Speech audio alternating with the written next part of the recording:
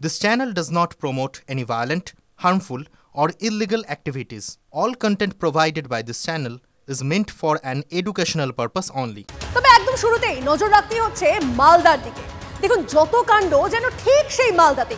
নিজের জমি বাঁচাতে গিয়ে খুন হলেন কৃষক। হ্যাঁ ঠিকই শুনছেন, এই মুহূর্তের বড় খবর। চাঁচলের কাঁঠালপাড়া গ্রামের ঘটনায় চাঞ্চল্য ছড়িয়েছে ইতিমধ্যেই। নিজের জমিতে চাষের কাজ করছিলেন কৃষক সাদ্দাম হোসেন। জোর করে জমি দখলের চেষ্টা করে কিছু ব্যক্তি। প্রতিবাদ করলে সাদ্দামকে পরপর ধারালো অস্ত্রের কোপ, এমনটাই খবর পাওয়া যাচ্ছে। আরো একবার আপনাদেরকে জানিয়ে রাখি, এই মুহূর্তের বড় খবর মালদাতে যত কাণ্ড যেন সেখানেই ঘটছে। নিজের জমি বাঁচাতে গিয়ে খুন হলেন কৃষক। চাঁচলের কাঁঠালপাড়া গ্রামের ঘটনায় চাঞ্চল্য। কথা বলবো আমাদের প্রতিনিধি শুভতোষ আমাদের সঙ্গে রয়েছেন, সরাসরি শুভতোষের সঙ্গে কথা বলি। শুভতোষ, নিজের জমি বাঁচাতে গিয়ে একজন কৃষক তিনি খুন হয়ে যাচ্ছেন, এটা কি হচ্ছে মালদায়? কেন হলো এই ঘটনা? হ্যাঁ দেখা একদমই তাই। একদিকে যেমন জমি মাফিয়ারা তাদের দৌরাত্ম্য এতটাই বেড়ে যাচ্ছে এবং তাদের ওপরে মাথার ওপর যেহেতু প্রভাবশালী নেতাদের, বিশেষ করে শাসক দলের নেতাদের এতটাই হাত রয়েছে যে তাদের দৌরাত্ম্য ক্রমশ বাড়তে বাড়তে একেবারে লাগামহীন অবস্থায়। এই মুহূর্তে যে কৃষক সেই সাদ্দাম হোসেন তার নিজের জমি, তার বাড়ি থেকে কিছুটা দূরে, কাঁঠালপাড়া গ্রাম তার বাড়ি থেকে কিছুটা দূরে সেই জমি, এবং সেই জমি দখলের চেষ্টা করছিল বিগত বেশ কিছুদিন ধরেই সেই জমি মাফিয়াদেরই কয়েকজন। এবং ইতিমধ্যে আজকে যখন তিনি সেই জমিতে যান, তো চাষ করতে যান, তখন সেই চাষ করতে যাওয়ার সময় তাকেই সরিয়ে দিতে চায় তারা, এবং সে পুরো জমি তারা হস্তগত করতে চায়। এবং তার প্রতিবাদ করতে গেলে, বাধা দিতে গেলে তাকে এলোপাথারি কোপ মারতে শুরু করা হয় ধারালো অস্ত্র দিয়ে। তাকে বাঁচাতে যান তার সঙ্গী আরো দুই কৃষক, তার পাশে জমি রয়েছে তাদেরকেও কিন্তু একই রকম ভাবে আঘাত করা হয়। ঘটনা কিন্তু বারবার করে ঘুরে ফিরে প্রশ্ন এটাই, আইন শৃঙ্খলা বলে কি মালদায় কিছু নেই? দুষ্কৃতী দৌরাত্ম্য তো বাড়ছে কিভাবে? অবশ্যই নজর রাখো। অনেক ধন্যবাদ শুভতোষ তোমায়। আর এই নিয়ে স্থানীয়রা কি বলছেন শোনো বাবু।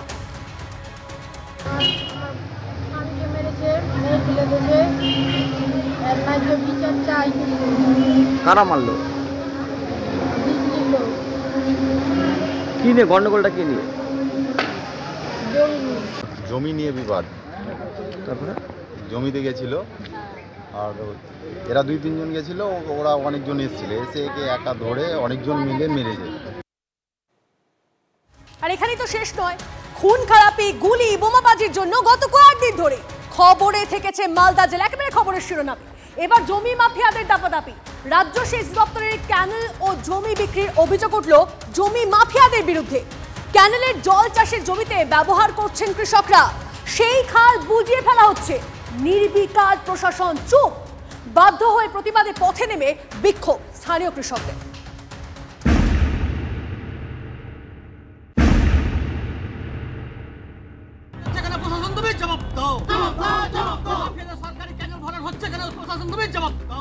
হরিশ্চন্দ্রপুরের বালাপাথর গ্রাম এলাকার কৃষকদের অভিযোগ, এলাকায় কিছুদিন ধরেই মাটি মাফিয়াদের আনাগোনা বেড়েছে। রাজ্যের সেচ দফতরের 1.5 বিঘা জমি ও ক্যানেল রয়েছে, মাটি ফেলে সেই খাল বুঝিয়ে প্লট করে বিক্রি করে দেওয়া হচ্ছে বলে অভিযোগ। 6 লক্ষ টাকায় প্লট বিক্রি করা হচ্ছে। ইশাক নামে এক ব্যক্তির নাম উঠে আসছে। ইশাক তার দলবল নিয়ে বাঁশ দিয়ে ঘিরে চলেছে খাল ভরাটের কাজ। খালের জল চাষের জমিতে ব্যবহার করছেন কৃষকরা। খাল বুঝিয়ে ফেললে কৃষিকাজে সমস্যা হবে। অভিযোগ প্রশাসনকে জানিয়েও কোনো কাজ হয়নি। কিছু লোক, 2-4টা লোক পয়সা খেয়ে লোকের বসে গেছে চুপচাপ। কতবার জানাচ্ছি, কোর্টের কাগজ আছে, মদত না পেলে কি করে সাহস হচ্ছে, আর কি করে জমিটাকে ওরা বারবার এরকম ঘেরতে দেখছি হঠাৎ করে কাল বাস টাস ঘেরাও করে এই দিয়ে একটা দখলের প্রচেষ্টা করে একটা মাটি ভরাটের পরিকল্পনা করছে, এটা খবর পাই আমরা। এই অভিযোগ ঘিরে এলাকায় তুঙ্গে রাজনৈতিক চাপানুতো। শাসক দলের নেতারা যদি মদত না দেয় তাহলে কারো হিম্মত নাই যে সরকারি জমি ক্রয় বিক্রি করা যায়। মুখ্যমন্ত্রী নিজে বলে গেছেন যে সে যে দলেরই হোক, যেই হোক, যারা সরকারি জমি কর্তন করবে তাদের বিরুদ্ধে কড়া ব্যবস্থা হবে। কার মদতে সরকারি জমি বিক্রি হয়ে যাচ্ছে? প্রশাসন কি কিছুই জানে না? ক্যানেল পুরো মাটি ভরাট করে দিচ্ছে মাফিয়ারা, এটা নিয়ে কি বলবেন? অভিযোগ আসলে আমি নিশ্চয়ই খতিয়ে দেখব কি হয়েছে। খাল বোঝানোর অভিযোগে সরব গ্রামের মানুষ। প্রতিবাদে এদিন পথে নেমে বিক্ষোভ দেখান তারা। শেষমেশ পুলিশ অভিযোগ খতিয়ে দেখার আশ্বাস দিলে অবরোধ তুলে নেন বিক্ষোভকারীরা। মালদা থেকে শুভতোষ ভট্টাচার্য, TV9 বাংলা।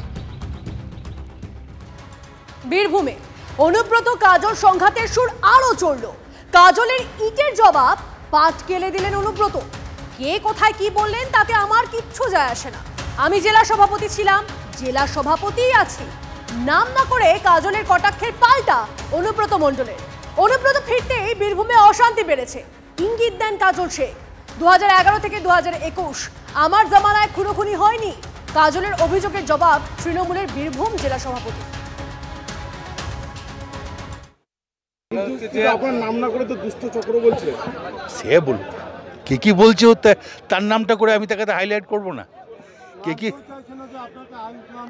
আমি কে কি বলছে আমার দেখে আমি দলটা ছোট থেকে করি। আজ বয়সটা আমার হয়ে গেল 68 বছর বয়স। মমতা ব্যানার্জি যা বলবে তাই করবো। সেটা ওসব আমি নিয়ে এখানে আলোচনা করতে আসি। আমি জেলা প্রেসিডেন্ট আছি, জেলা প্রেসিডেন্ট। আপনি যেটা বলেছেন এর আগে 4 বার রাষ্ট্রপতি পুরস্কার পেয়েছে জেলা পরিষদ, এবার যেটা বলা আমরা এক কাজ করুন, বিকাশ দা কাছে নিয়ে নিন। এখানে জেলা পরিষদটা বিকাশ দা চালিয়েছে তো, ওরা ভালো বলতে পারবে। আমাকে মমতা ব্যানার্জি বলেছে তুমি আউসগ্রাম মঙ্গলকোট দেখো, বলছে এরকম কোনো ঘোষণাই হয়নি, তাহলে কিভাবে ঘোষণা করতে? আরে ভাই, সেটা তো আমি তাকেই জিজ্ঞেস করুন, আমি কি করে বলবো? মমতা ব্যানার্জি ঘোষণাটা তার কানে কানে করবে না ফোনে করবে সেটা আমি বলতে পারবো না ভাই। আমাকে যেটা বলেছে সেটা বলে দিলাম। ও কি বলছে আমার দেখে লাভ নেই। আমি জীবনে কাটমানি খাই না। পঞ্চায়েত নির্বাচন হলো, লোকসভা নির্বাচন হলো, পুলিশকে মারধর হয়নি, কোনো বোম পড়েনি, কিছু পড়েনি। সে তো সে 19-এ মারপিট হয়েছিল, 21-এ মারপিট হয়েছিল, 16-তে মারপিট হয়েছিল। 11 মানুষ মার্ডার হয়নি তো, 16-তে তো মার্ডার হয়নি, 19-এ তো মার্ডার হয়নি, 14-তে তো মার্ডার হয়নি। আবার 21 লাস্ট ভোট করেছি, কই মার্ডার হয়নি, মারামারি হয়নি, কিছু হয়নি। কেন এমন বলা হচ্ছে সেটা বলতে পারবো না। কে কি বলছে ওসব ব্যাপারে কান দিতে রাজি নয়।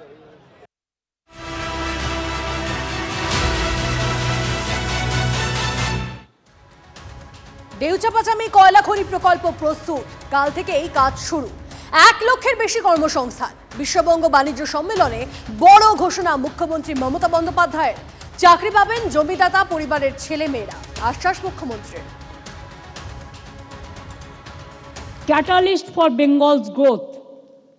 Deuchapachmi was second largest with a reserve of 1,240 million tons of coal. From tomorrow it will begin. Everything is ready. Everything is ready. It is coming up. Second largest coal field. আমরা কাল থেকে শুরু করব কাজ। আপনাদের ছেলেমেয়েরাই locally চাকরি পাবে, আপনারা খুশি হবেন। এখানে more than 1 lakh people will be working and also there will be so many ancillary industry also. From there will be more than millions of people will be benefited. এই 5 বছরে পশ্চিমবঙ্গের বিদেশি বিনিয়োগের পরিমাণ 12,827 কোটি টাকা। সারা দেশ অ্যাট্রাক্ট করছে, যেখানে আমার 19 লক্ষ হাজার কোটি টাকার বিদেশি বিনিয়োগ, পশ্চিমবঙ্গে আসছে 12,827 কোটি টাকা, যা সারা দেশের বিনিয়োগের মেয়ার 0.7%। বিদেশি বিনিয়োগের 31% চলে যাচ্ছে মহারাষ্ট্রে, বিদেশি বিনিয়োগের 21% টেনে নিচ্ছে কর্ণাটক, বিদেশি বিনিয়োগের 16% টেনে নিচ্ছে গুজরাট। আর হাইরে পশ্চিমবঙ্গ আমাদের কাশফুলের বালিশ শিল্প করতে গিয়ে আমাদের এখানে বিদেশি বিনিয়োগ আসছে মাত্র 0.7%।